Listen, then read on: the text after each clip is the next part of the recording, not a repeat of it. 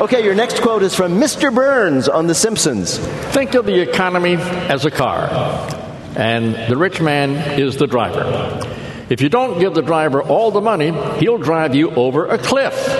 It's just common sense. Mr. Burns was explaining what? The fiscal cliff? The fiscal cliff, yes, of course. Here we are again, talking about the fiscal cliff. Another week, another 7 days, rushing over the cliff. Everybody seems to be scared of it, but apparently we're all willing to go over it, so each side can prove how confident they are in their positions. It's not a fiscal cliff, it's a fiscal trust fall. But this week, the crisis started to seem different. It seems different from all the other crises we've had for the last few years. It's a brand new Obama. He's actually standing his ground. The Republicans aren't used to it. Every time the GOP makes a demand, Obama says no. And they're like, excuse me, we didn't understand. No?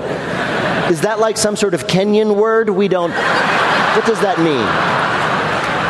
Why are we always coming up with stuff to get scared of? Is there nothing better to do? It was like, Y2K, then why this? I'm always fearing something big is going to happen. Well, there's a huge industrial media complex that needs something to be upset about. Yeah. I mean, absolutely. Can you imagine, like, say, Chris Matthews going, everything's fine, everything's terrific.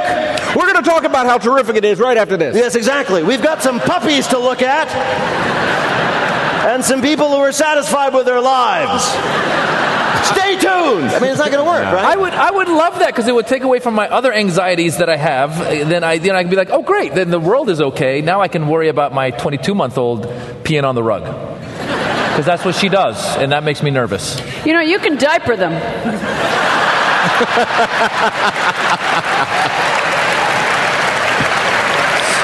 I watch MSNBC. I think that they have never left that studio. That's what I think. Yeah, they all live there. They do, because I swear to you, the other day I saw Andrea Mitchell. Oh, I didn't even know she had a show, but she did. She had the Andrea Mitchell show or something, and she said, "It's me, Andrea Mitchell." They keep interviewing each other. She goes, "It's me, Andrea Mitchell, at the Andrea Mitchell show, and thank you for joining me, Andrea Mitchell." And then she says, "I got, I don't know, Tracy Jackson's going to be here in a minute." And then split screen, there's Tracy Jackson. Well, you're going to enjoy the Tracy Jackson show. Tracy Jackson, I'm going to turn it over to you any second now. I think it's Tracy Jackson. Tracy Jackson goes, "Thank you for joining me on the Tracy Jackson show. This is going to be fantastic.